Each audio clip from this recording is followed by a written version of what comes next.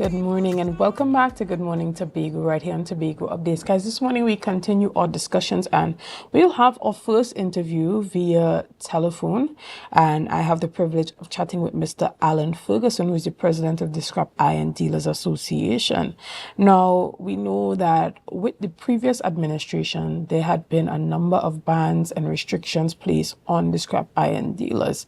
So this morning we are going to hear an update from Mr. Allan Ferguson and what he is expecting as it pertains to a new relationship with the current government. Good morning, Mr. Ferguson, and welcome to Tobago Updates. Good morning to you and good morning to your viewers and your listeners. It's a pleasure to be here. Thank you. Thank you so much. Now, we know that the previous administration, under the PNM central government administration, there had been some very strict restrictions that were placed on the scrap iron dealers because of some of the issues that the industry had faced as it pertains to theft and other unscrupulous activities that put a dark shadow over the scrap iron dealers. Now, can you start off by telling us what is the status currently of how the scrap iron dealers are able to trade or even ply their trade? Well, as we speak today, Monday, we will have sent out a letter asking the new Minister of Trade for a meeting to try to fix back this industry, because I say fix back because the industry is in a terrible state. And I use the word it's on life support. Meaning life support, meaning that if we had 160 yards in Trinidad and also in Tobago operating, we only have 20-something now. If we had over 25,000 and more people working in this industry, if it have 8,000, it have plenty. And that's to tell you how this industry has declined in the last 3 years, going in 4 years. We will try all how to work with the previous government to try to fix it. Whilst we understand that some things went on in stealing and people doing things, but we don't think it was necessary to do what they do to try to stifle the industry and stop us from exporting in a way that we when we had to export, we had to wait for a whole month and more to export. And if we export today, we have to wait back a next month and a week or sometimes 7 weeks to export. It was terrible. We had told them when they had shut down the industry. We had worked with the UNC government since 2012 to 2015, fixing all the problems. They would have sit down with us and we would have sit down with all the stakeholders, everybody who involved. And we would have put a very decent plan in place to protect the industry and to make it in a way that it will able to push and do very good for Trinidad. Because if Trinidad and Tobago don't know, this industry is bringing foreign exchange. This is an industry. Not only Trinidad alone depend on this industry, it's the Caribbean.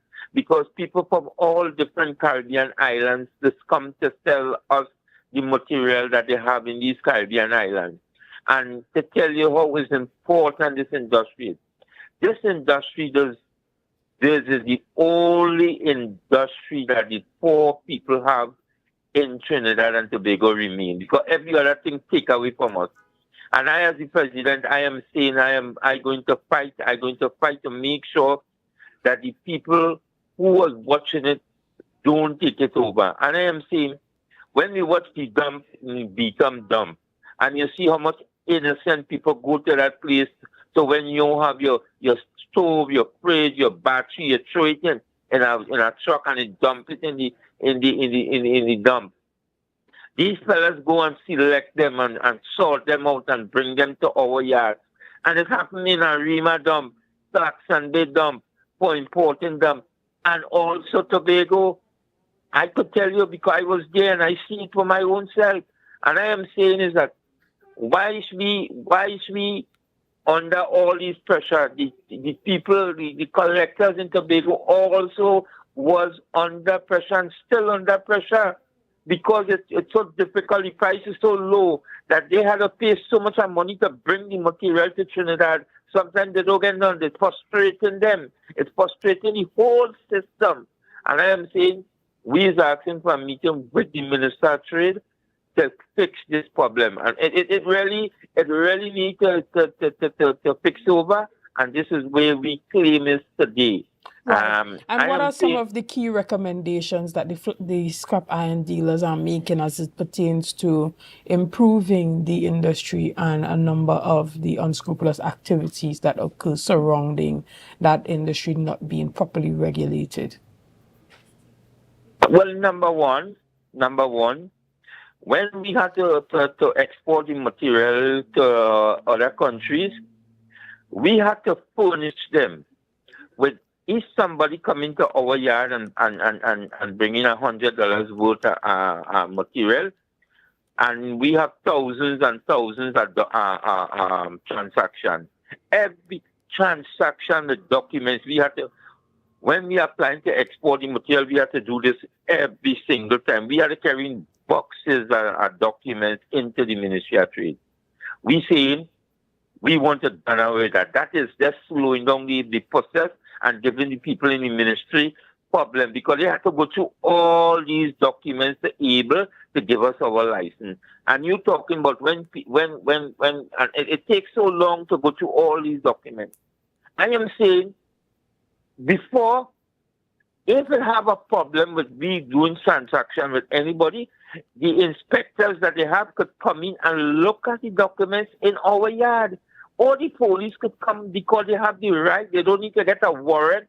They don't need to get no approval to come to check whatever documents in our yard with our transaction. If we buy whatever we buy, they could come and check it out. It's free. That the law said that. So I don't know why we have to carry the material, carry the documents in the Ministry of Trade for us to get our license to export it. We are saying is that the export license must be a permanent thing. It must be for every transaction. This cannot work. It's too much of pressure on us, and it slows down the whole industry. We are saying they have the license, our scrapyard license, for 1 year. We saying, and it was recommended with us and the UNC government, that they put it for 5 years. So people don't need every year they have to be hustling to go into the ministry to get a license. We say in 5 years. The collectors, we saying that the collectors must be able to register, yes. Register, make sure that we do something that people could recognize the van collectors. We saying that it mustn't be that you have to have all these documents just to be a van collector because you're running people from the industry.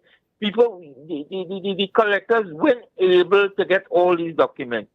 We are saying also for the scrapyards, they want us here, but they don't want us to have. If I have a yard and I have my house behind and the scrapyard in front, they're saying is that, listen to me, you must not have a house behind, in front, at the side. You must not have a scrapyard like that. But you know something? All the rest of industry, they give them lands that if they're making this new change, but they're saying to us, we have to go and get our own land. So people, that's why a lot of people come out of business because. But even as it pertains to the storage of scrap metals in residential areas, I think that the issue is not necessarily how it affects the homeowner, but the residents nearby. You find that because of how the scrap metals are being stored, it attracts rodents and, other things that cause a problem in the area for neighbors. So I believe that when that piece of the legislation was put into place, it took into consideration the persons living nearby. So if you have your home in a residential area, to now put store scrap metals on the side of your home, it creates an issue not just for you, the homeowner, but for persons who are in close proximity to that home. Let me say this here, right? and this is very important. Trinidad is a lawless country. They have rules when you have your yard in a resident area, you know. It come like you have a car and you park up your car all over the road and you humbug a neighbor from even coming out the driveway. And it's like if people follow the laws that how they're supposed to have a scrapyard, they will never have this problem because a scrapyard is supposed to be in a proper way, but people does not follow the rules, and that is why people who don't understand get fed up with some people because they're not following the rules. It's like I have something, I won't have a grocery, I have it. Vehicles come parking a block in my home, and I get fed up with the grocery holder because of what the people do. It's like you have a scrapyard and you want to have your scrap all over. You're supposed to have it all over. You're supposed to have it in a decent way in the place that you have it. You cannot go to over the limit of what you have or what you're buying because you will cause nuisance. You will cause people to humbug the neighbor. And because of all of that, we had put. You see, let me tell you something. You know what the major problem also in Trinidad? Enforcing the law. Enforcing the law. You know the law that we had before.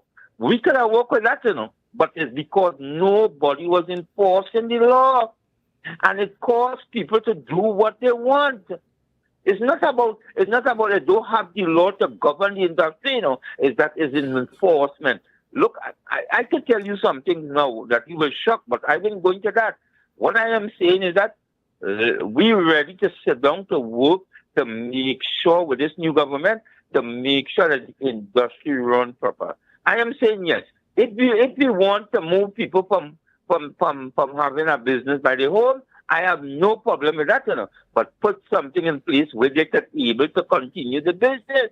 If I hear the amount of land garden, people who plant in here, garden and thing getting, and people who doing this, getting all these sort of things, we saying we doing a good to Trinidad and Tobago because when you throw down your fridge, your stove in a rab, you know, in empty land, we go and pick it up and bring it and sort it out and stop it from bogging the water course in Trinidad and Tobago. Mr. Ferguson, do clean up for free. Is the industry lucrative enough for scrap iron dealers to be able to rent empty lands and ply their trade? Yes, well, I mean, say if you're doing a business and you can rent somewhere, I don't have my own land and I'm not squatting by paying a rent, and my rent is a very large because the land that I rent in is more than 3 acres of land, and I have to pay a good rate in reference to my land. I pay a big rate, and I can tell you other people is also paying tens of thousands of dollars for their place. So it could be paid, and the things could put in place.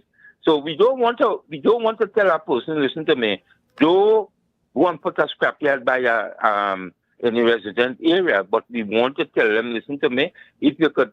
We could make some kind of arrangement for you to get something because they don't want to run people out of business.